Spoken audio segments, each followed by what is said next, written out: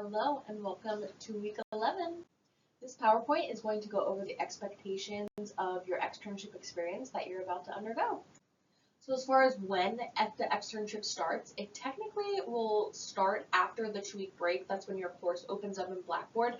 But I highly encourage you to start completing your hours during the 2-week break. That'll just help prevent you from stressing, worrying about, am I going to hit these hours or am I not? It just gives you a little bit of extra wiggle room, which is always great. So please start to work on those 120 hours during your 2-week break. I will add a copy of the externship log to this week 11 materials and resources folder. Feel free to download that and you can fill it out during those 2-week breaks, but just hang on to the papers, and then week 1 of the new term, your externship course will open, and then you can submit all of your logs from the 2-week break and week 1 of externship in that week 1 assignment. So just hang on to them. If you do complete any hours, you don't have to email me or anything. Hang on to the logs and submit them all in week 1 then. Speaking of the hours, you do need to complete 120 hours of hands-on after procedures. This does not count just 120 hours of being at the dental office. It does not count anything sterilization, prepping the ops, turning over the operatories, anything like that. It only relates to hands-on after procedures. So those would include things like placing fillings, making temporaries, performing coronal polishes, applying fluoride treatments, placing sealants, anything EFTA related. You would want to track from the start time of the procedure until the doctor checks your work is how you're going to track those hours. So 120 hours over 11 weeks doesn't sound like a lot. I promise you it is once you actually kind of strip it down and only start timing the after procedures. It will feel a little bit difficult. So that's why I'm recommending starting during that 2-week break. As far as attendance goes, you must attend your externship each day that you are scheduled for. If for some reason something comes up, an emergency, you're sick, anything like that, you not only need to inform your externship site and your supervisor there, but you also need to let your externship professor, which is probably me, know as well. So please just keep us updated. You won't be penalized or anything, but I just need to know that you're not going to be there when you were scheduled. Prohibited actions, so things that you should not do. Students are not permitted to switch or cancel their externship site arrangements, especially without telling your instructor. Just bad past experiences with students. You can't just get fired or quit the job and not let me know about it. And especially you can't just start in another office and not making me aware of it. That's not going to fly. It's not allowed. So if you are starting to have issues with your site and things are coming up, please talk to me about it and we'll try to work through it and figure out a solution. But you cannot just stop going to externship or just switch offices without approval and things like that. Also prohibited, you cannot forge or add treatment to documents after they've already been signed. You cannot sign the dentist name for them. Anything like that, you will be dismissed from the program. It will not be tolerated. As far as appearance goes, if you are working at an office that you already work at, you already have a uniform for there, please keep wearing your uniform. But if your office just has you wear whatever, I would highly recommend that you wear your Central Penn wine burgundy colored scrubs and white sneakers. That'll help kind of set you apart that you are a student, you are in training, you're learning. Just as a reminder for not only the patients, but also the dental staff, just so they aren't asking you to do things that you may not be quite comfortable with yet. We also expect professionalism from our EFTA students, even during externship. So this includes demonstrating a commitment to learning, using effective communication skills. Communication truly is key. If you feel like you're not getting enough mentorship or not enough hours or something's going on, please talk to someone about it. Talk to your supervisor, talk to HR, talk to me, anybody, just so we can help get this figured out. You also want to think critically, display problem-solving skills. This will become especially important when you start to place more difficult fillings. You really have to be able to work through how exactly you're going to tackle the filling, so thinking critically, extremely important.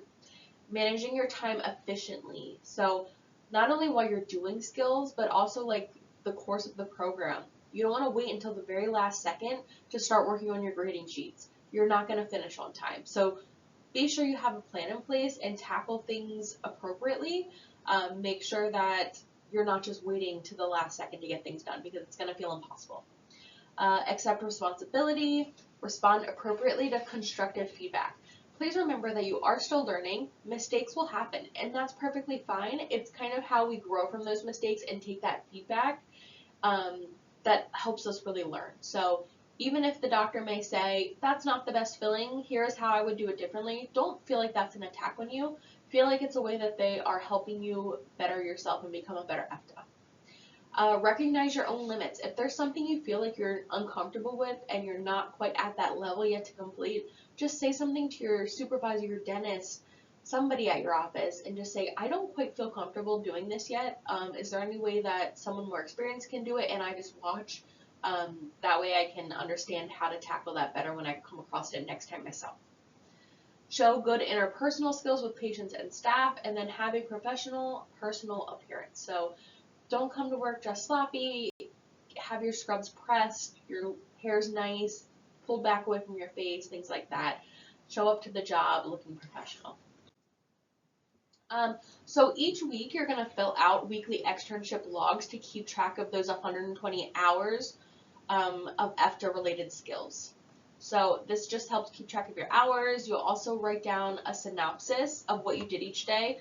So if you placed 2 fillings, right, I placed 2 fillings. I did a fluoride treatment. I did a coronal polishing today. Just kind of what you did during those hours that was EFTA related.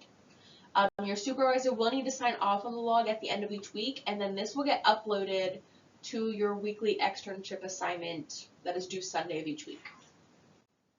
So in week 5 and 11, you will have a midpoint and final practicum evaluation form to give to your dentist or supervisor, and they will fill that out and essentially grade you on your performance so far. So you'll give this to them in week 5 at midterm time, and then also by week 11 as well. They'll fill it out, you get a grade out of 100, and that grade gets entered in kind of as your midterm and final grade. So just make sure that you're looking over this form as well to see what they're grading you on, and really try to excel at those skills. That way when it comes time to grade you, you're doing really well at those. As far as your skill requirements, you are required to fill out a requirement checklist, submit grading sheets of your best work, and take photos for certain tasks required by the program. The grading sheets and photos and the final checklist will be uploaded to your Blackboard by Thursday of week 11, but we will have some occasional checklist check-ins that'll take place in weeks 5 and 8. So you'll essentially take a picture of your checklist so far of what you have completed and upload it in week 5 and then again in week 8, just so I can see kind of where you're at. But it's not due until week 11 technically, the final, all of it finished. So looking at the chart that's above my head here in the PowerPoint slide, this is your requirement list. So the first skill box, that is all of the skills that need completed in the program. The next column is the number of clinically acceptable completions required. So this is what you're going to complete on the checklist. So there'll be 10 sign-off boxes for class 1s that your doctor has to sign off on every time you complete a clinically acceptable filling. They'll just put their signature in the date and mark that done. Now the next box over, number of grading sheets required. You want to select your best completed requirements and get them graded by your doctor. So let's look at class 1 again. You have to complete 10 total class 1 restorations, but you only have to get 5 graded. So only submit 5 grading sheets and then also submit 5 photos as well of the post-op filling. I would recommend submitting the photos of the restorations you're getting graded, because those theoretically should be your best ones. The photos should be matching that. They don't necessarily have to match, but I would highly recommend it.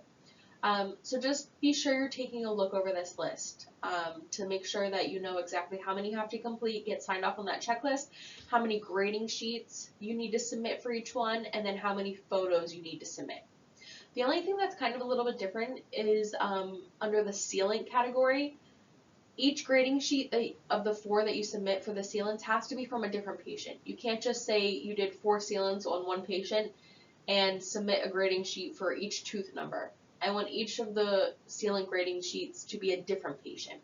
So that's the only difference here. But make sure you're looking over this list, keeping track of the checklist as well that I will include in this week's materials and resources folder. That will really help you keep track of where you are and what all you still need to get done yet. To go a little bit deeper into the grading sheets, a separate grading sheet will need filled out for each requirement. So even if you're seeing one patient and maybe you're doing 2 class 1s on them, you can't put those 2 class 1s on one grading sheet and have them each count as separate grading sheets. Each tooth number, each requirement needs its own grading sheet. So just keep that in mind, like especially if they're different skills. Like say you see one patient and you're doing a class 1 and a class 2 on the same patient, please do not combine both of those fillings on the grading sheet because I will only count one of them. Each requirement needs its own grading sheet if you're submitting it to be graded. So for example, if you need 5 class 1 grading sheets and 5 class 1 photos, you have to turn in 5 separate grading sheets and 5 separate photos of class 1 restorations. Hopefully that makes sense. Your externship instructor is going to regularly call or email your externship site just to check in and see how things are going. They will also perform a site visit at your externship site, usually around like week 8, 9 of your externship, so when you're about 3/4 of the way completed with your externship. This just helps make sure that the process is going smoothly, there's no issues, and just ensures that you're doing what you're needing to do. If you ever feel like you would like me or your instructor to reach out more often, just to help you, maybe get more hours or resolve issues, please, just communication's key. Let me know. We'll be glad to help you. So not only will you just be working in a dental office, there will be some requirements in the course itself that you need to complete for homework. So I'll just read down the list here. Week 1, you'll have a discussion board post. Just keep in mind that discussion board posts, they are 2 parts. So you'll have an initial response due by Thursday, and then you have to reply to 2 of your classmates by Sunday. That'll be the same for all of the discussion board posts. Week 2, you'll do an EPTA job description assignment, where you'll essentially just write out what an EPTA does and what they do in the dental office. Week 3, an excellent employee description assignment. You will write about an excellent employee that you look up to in your dental office, just a short essay about them. Week 4, you have another discussion board post, and you will start your FBI fingerprinting process for your EPTA application. Week 5, you'll do another discussion board post, and then also submit your checklist check-in, where you just take a picture of what requirements you've completed so far. Week 6, you'll do a discussion board post. Week 7, discussion board post. Week 8, discussion board post, and then another checklist check-in. Week 9, you will submit your final report outline and another discussion board post. Week 10, your final report will be due, and the final report is essentially just you talking about how your externship experience went, what went well, what you struggled with, how you overcame issues, things like that. You'll also submit in week 10 a thank you letter to your externship site just to say thank you for helping you throughout this process. And then in week 11, pretty much everything's due. Your externship summary documents just saying that you completed your hours and requirements. You will also do an evaluation of your externship site and then an evaluation of Central Penn College's program. So just keep in mind that there is other work outside of just doing your externship hours in the office, some homework things, but I try not to make it a lot because I know you're busy at work and trying to get all these hours in. So your externship handbook is going to be a really helpful guide throughout this experience. You can find a copy of it in this course here, your Den 200 course. You can find a copy of it in Den 210 for next term. Or if you'd like me to email you a copy, please reach out and I would be happy to send you one. And that's really it for this PowerPoint. If you have questions, if you have concerns, something's not making sense, please feel free to reach out to me and I'd be happy to explain it for you further. I think a lot will also make sense once the externship course opens up and you're actually able to see all of the grading sheet setups and requirements and things like that laid out. But please start trying to get hours over your 2-week break. let me know if you have questions, and please put in the work. It will feel difficult at times. It will feel overwhelming and stressful, but you've got this. You're going to get through it. Everything's going to be great, and all of this hard work that you've been putting in the last few weeks is finally going to pay off. So good luck, guys.